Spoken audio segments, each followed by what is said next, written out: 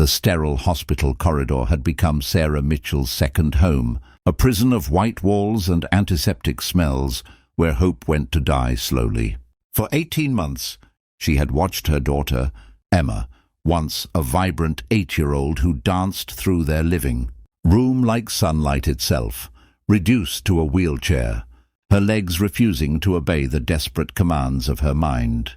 The medical bills had devoured their savings, their house, and finally, Sarah's marriage. Now, sitting alone on that cold metal bench outside the neurological unit, she held a letter that might as well have been a death sentence.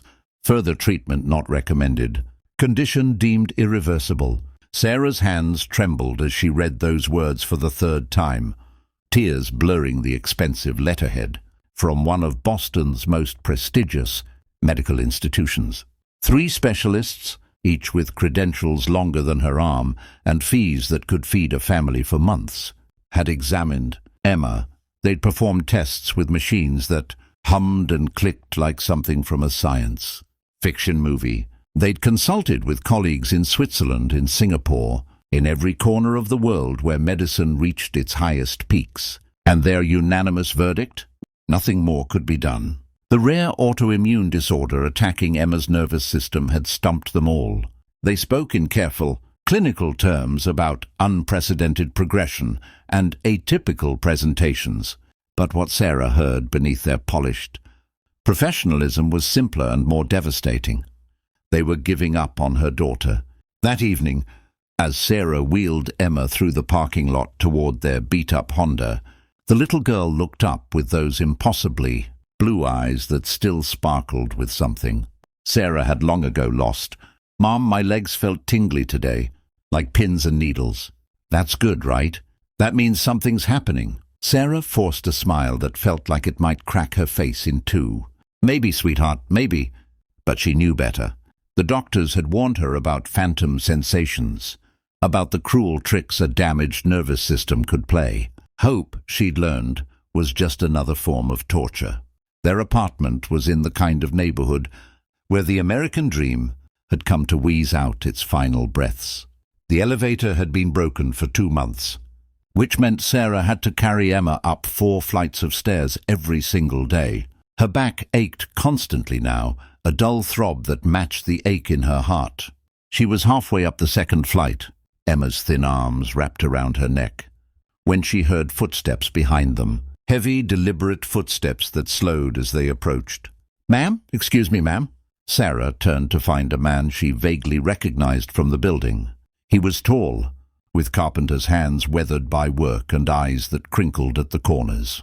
She'd seen him before, usually covered in sawdust, always nodding hello, but never pushing for conversation. A single father, she thought she'd heard someone mention. His teenage son had some kind of disability. "I'm Marcus," he said, slightly out of breath. "Marcus Webb. I live in 3B. I've seen you struggling with the stairs. And I just—" He paused, seeming to measure his words carefully. "I know it's not my business, but I might be able to help." Sarah felt her defenses rise automatically. She'd heard too many miracle cures, too many well-meaning suggestions from people who didn't understand. "Thank you, but the best doctors in the country have already—" "I'm not a doctor," Marcus interrupted gently. "I'm a carpenter. But my son David, he had something similar. Couldn't walk for almost 2 years. Doctors said the same thing they probably told you. Nothing more could be done." Emma perked up in Sarah's arms. "But he's okay now." Marcus smiled, and it was the first smile Sarah had seen in months that didn't feel like pity. "He's on the high school basketball team, starting forward." Sarah wanted to believe him. God, how she wanted to believe him. But belief was a luxury she could no longer afford. "What did you do? Some experimental treatment? Because we're completely broke." "We can't—" "It didn't cost anything," Marcus said quietly. "Well, nothing but time and trust. Look, I know how this sounds. I know you've probably heard every crazy theory and supposed cure from every person with an internet connection. But would you just let me show you something? Tomorrow evening, after I get off work. Just one evening. If you think I'm wasting your time, I'll never bring it up again." There was something in his voice, a quiet certainty, That had nothing to do with arrogance and everything to do with someone who had walked through fire and somehow made it to the other side. Sarah found herself nodding before her rational mind could object. The next evening, Marcus knocked on their door with a worn notebook under his arm. Emma was doing homework at the kitchen table, her wheelchair pulled up close, and she brightened immediately when she saw him. There was something about Marcus that made people feel safe, Sarah realized. Maybe it was the way he looked directly at Emma instead of at the wheelchair, or how he spoke to her like she was a person, not a condition. "Okay," he said, pulling up a chair. "I'm going to tell you what happened with David, and I need you to keep an open mind." Over the next 2 hours, Marcus explained something that sounded absurd at first, then intriguing, then almost miraculous. When David had lost the ability to walk, the doctors had focused entirely on his legs, on the damaged nerves, on the physical machinery of movement. But Marcus, desperate and out of options, had started researching everything he could find, not just medical journals, but older texts, alternative therapies, even ancient healing practices. He'd discovered something the specialists had overlooked: the brain's remarkable ability to rewire itself, to create new pathways when old ones were damaged. But it required something the sterile hospital treatments couldn't provide: constant, intensive, almost obsessive stimulation. Not just physical therapy for an hour 3 times a week, but round-the-clock engagement of every sense, every neural pathway, every possible connection between mind and body. "I basically moved into David's room for 6 months, Marcus explained. "I worked from home, built adaptive equipment in my garage, created exercises that engaged his brain in ways the standard therapy didn't. We did balance exercises while solving math problems. We practiced movement while he told me stories. We stimulated his feet with different textures every hour: ice, warm water, rough cloth, smooth stone. I massaged his legs with essential oils that triggered olfactory responses. We did music therapy, light therapy, proprioception training." Sarah listened, her skepticism warring with a dangerous flutter of hope. "The doctors never mentioned any of this." "Because it's not a protocol," Marcus said. "It can't be standardized or prescribed or billed to insurance. It's messy and time-consuming and requires someone willing to dedicate their entire life to it for months on end. The kind of attention that doesn't fit into 15-minute appointments or 8-hour hospital shifts." He pulled out his notebook, filled with handwritten logs, sketches of equipment he'd built, tracking charts of minute improvements. "I documented everything. The first month, nothing happened. Nothing. I was ready to give up 100 times. But then David said his toe twitched. The doctors said it was probably a spasm, meaningless. But I knew. 2 months later, he could wiggle all his toes. 4 months, he could lift his foot an inch off the ground. 6 months, he took his first step." Emma was leaning forward now, her eyes wide. "Could that work for me?" Marcus looked at her with profound gentleness. "I don't know, sweetheart. Every case is different. But I think it's worth trying." Sarah felt tears streaming down her face before she even realized she was crying. "I can't ask you to do that. You don't even know us. And I can't pay you anything." "I'm not asking for payment," Marcus said firmly. "I'm offering to help because someone should have helped me when I was where you are, because Emma deserves a fighting chance, and because sometimes what doctors can't do with their credentials and expensive machines, regular people can do with time and heart." It started the very next day. Marcus rearranged his work schedule, taking early morning and late evening shifts so he could spend the crucial midday hours with Emma. He showed Sarah everything he'd learned, every technique, every adaptation. He built equipment in his garage, a standing frame adjusted to Emma's exact proportions, balance boards with varying difficulties, textured mats for sensory work. The routine was grueling.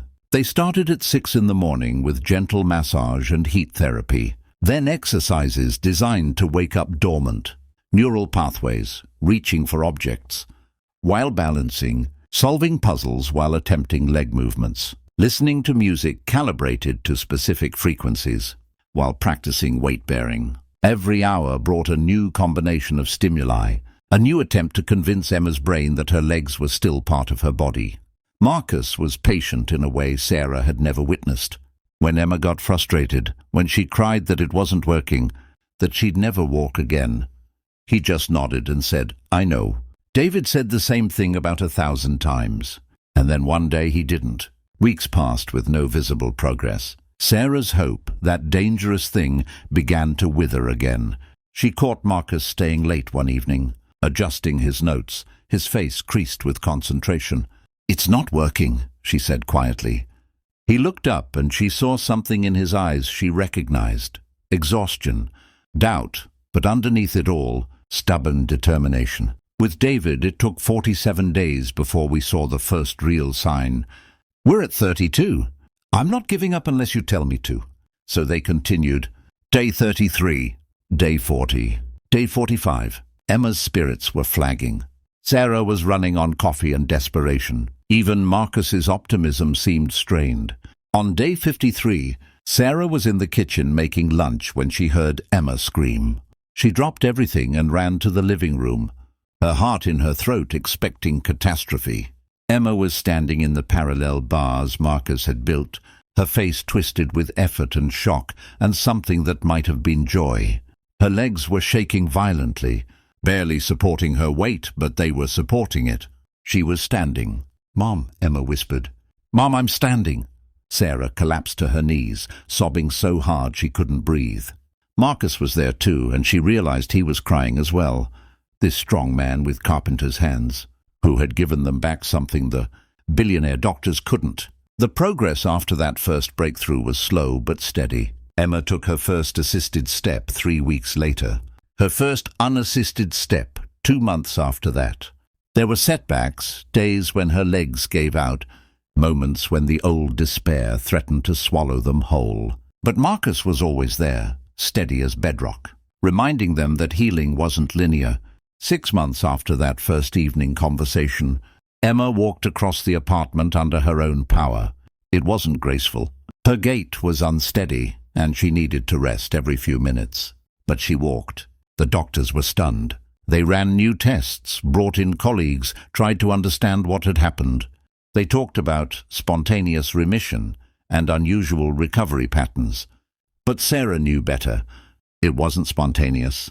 It was hours of patient work, of refusing to accept impossibility, of one man's quiet determination to pass forward the miracle he'd discovered. On a warm spring evening, Sarah found Marcus on the building's roof, where he sometimes went to think. The city stretched out below them, millions of lights representing millions of stories, millions of quiet acts of courage and kindness that never made the news. "Thank you," she said, though the words felt absurdly inadequate. "I don't know how to ever—" "You don't have to thank me," Marcus said. "Just when you see someone else who's lost hope, someone the system has given up on, remember what happened here. Remember that sometimes the most powerful medicine isn't in a prescription or a procedure. Sometimes it's just one person refusing to let another person fall." Sarah nodded, understanding that this was about more than Emma's recovery. It was about a kind of community that existed in the margins, people helping people not for recognition or reward, but because that's what humanity looked like when it worked the way it was supposed to. Emma still has physical therapy. She still has limitations. The doctors still can't fully explain her recovery, though they've published papers trying. But she walks, she dances, she lives. And on their refrigerator, held up by a magnet, is a photo from Emma's 9th birthday party, her first after recovery. She's standing between Sarah and Marcus, her arms around both of them, her smile brighter than any medical degree on any wall. Underneath, in Emma's careful handwriting, are 5 words that say everything. "Love saved me, thank you."